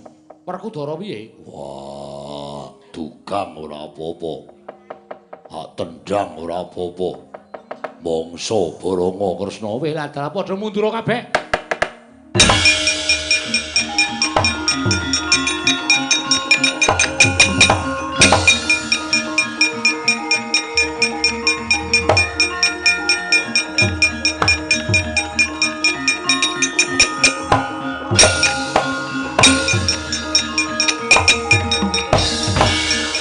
Ya jagat Dewa Bathara ya jagat Pangestu Ngkara. Iki to sing jeneng Prabu Belkedhelbe. Ya, dasar para nyata iki sapa? Takon karo aku Nalendra Ndrawati Prabu Sri Bathara Kresna. Prabu Kresna? Ya, dasar para nyata. Ayo, tok balekke ora negara Ngastina. Ora mbok balekke mungsuhe dudu sapa-sapa, ning Nata Ndrawati. Ayo, tak ajangi jembar legane atiku. Wah, kelakon tinjung akhirat nyawamu kowe, Pak.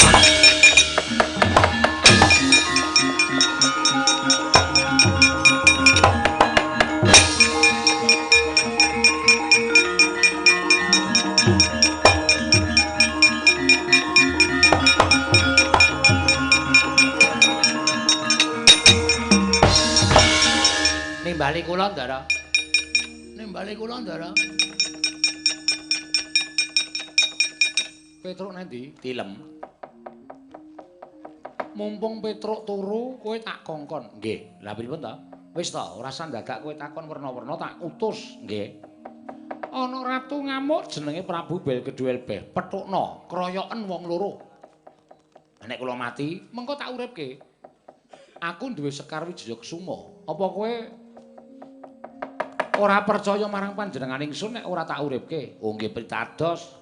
Ya, Kang ya. Ya, pisan-pisan ngrasake mati. Lho.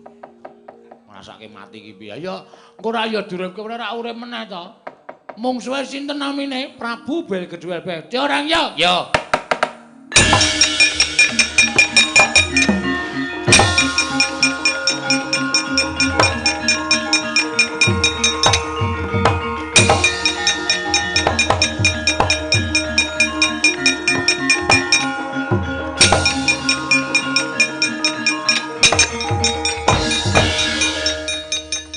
Iki sapa iki kok wong kok kaya terwelu? Iki sapa ta iki? Takon karo aku Nalindra ing Loji Tengara Prabu Belgeduelbeh. Kok kaya ning apa iya ya, Kang? Matno, tak persis ta? Heeh, ya meng irunge dinggoni ali-ali. Ha iya. Nele persis-persis. Aning terus sing glenggeng rujak jeruk mau sapa? Ayo kuwi. As. Mbok menawa Prabu Kresna luwih lantip panggraitane timbang awake dhewe. Karemu piye? Ayo, balekke ora negara Ngastina. Ora bakal tak balekke, ora bakal balekke mungsuhe aku, mungsuhe aku. Moh, aku mungsuh kere-kere. Anane aku kok mau ki piye iki? Aku wegah, ayo ndi para Pandhawa? Pandhawa iki pepundhenku tok tantang. Aku ora trima. Nek nganti kowe wani nantang pundhen leno Pandhawa mati trak. Terus bang.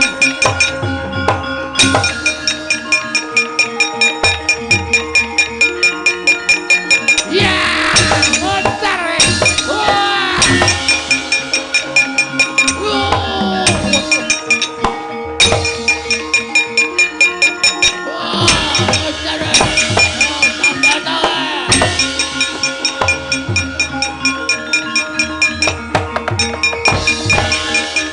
Den gulung dening Kelurahan Logare Mewah Kelurahan Bagong. Ijal wujuding Prabu Belgeduelbeh. Nenggih Kelurahan Petruk kantong bola ingkang mundi pustaka Jamus Miang Jimat kelima soto.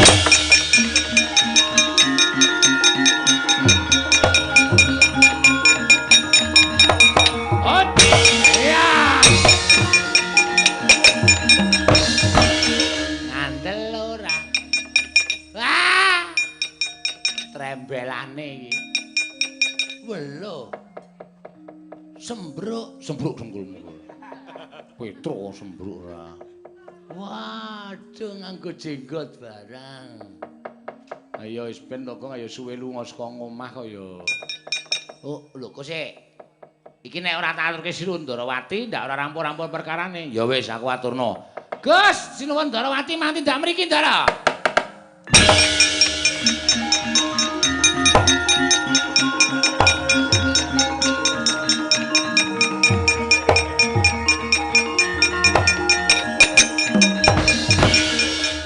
Petruk to? Nggih. Aku wis weruh. Ya mung nek ora tak kandhake gareng karo Bagong, kowe ora bakal iso wujud kaya ngono. Lah kok dadi kowe dadi ratu? Jarene wong sing mundi pustaka Jamus Lima Sada niku apa-apa bisa kasembadan.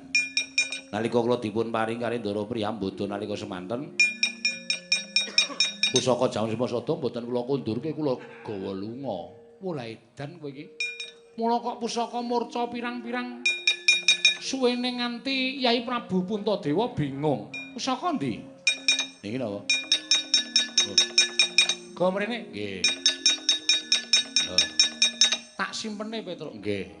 Engko sampean lunga. Ora. Kok anggepe aku wis dadi ratu kok pengen dadi ratu ki ngopo? Tru? Asing gojek karo aku mau sapa? Sing nembang kutut manggung mau? Gaweanku Reng. Wong ngene ndi saiki? Kae apa ning kono? Jeluken gong. Ya.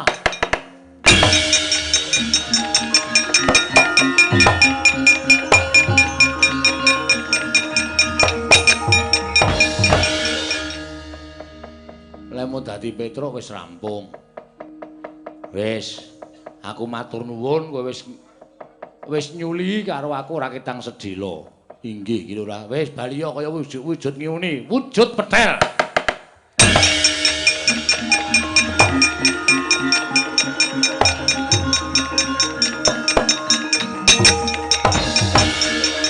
Oh, trembelane.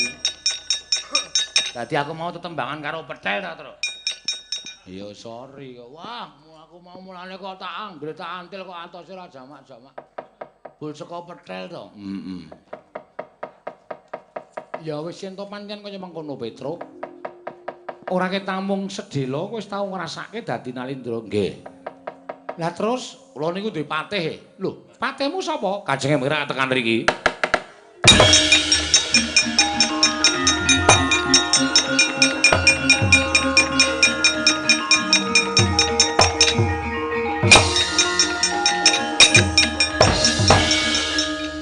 Kados pundi sinuwun panjenengan kok sampun mudhar kados mekaten wis paripurna. Ora ketamung sedhela aku wis tau ngrasake dadi ratu.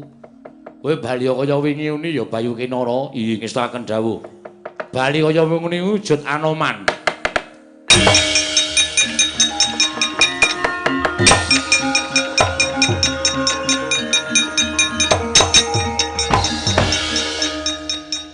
Lajeng Wadyabala ngeloji tengara ingkang kathah sanget. Ha gawe mang ming tukang son do tak dandani. Oh ngaten. Wis ben nengke wae ganti ya luweh ora ya luweh. Rasa do digagas ngestakaken dawuh. Lasirun Paida Blendis ki ming rombongan sound system. Ha kae mau ya gleleng do tak dandani cara adipati. Do tak kon perang barang. Wah, glelenge ora jamak-jamak. Ya jane sedinane ya ming tunggu diesel. Inggih mangkat lho. Wis baliya ning Kendali Soto. Anoman kowe baliya ning Kendali Soto. Lho nggih sinuwun ngestakaken dawuh.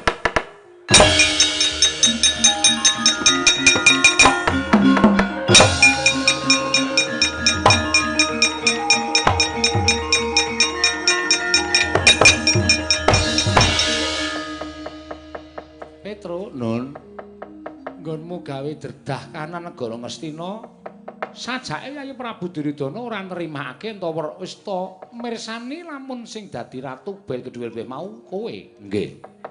Tantrimaning para Sata Kurawa, bendaramu Werkudara. Oh nggih. Den nyambut damel Ndara. Yo.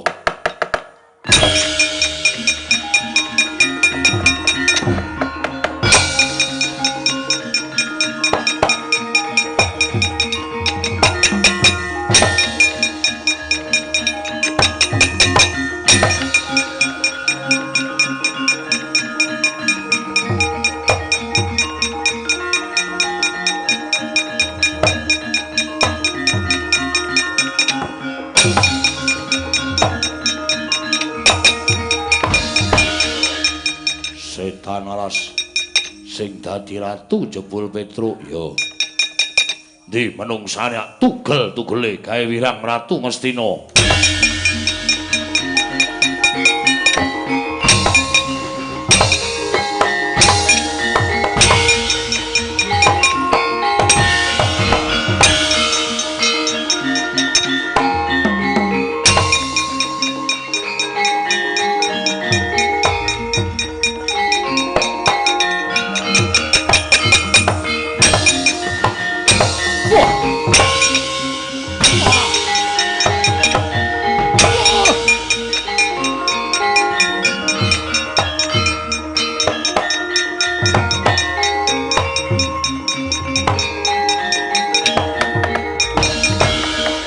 rasa madangi jagat tuk mungu-mungu paneng sapucaking wukir marebak bangsu mirat keneng soroting surya mekalan gunung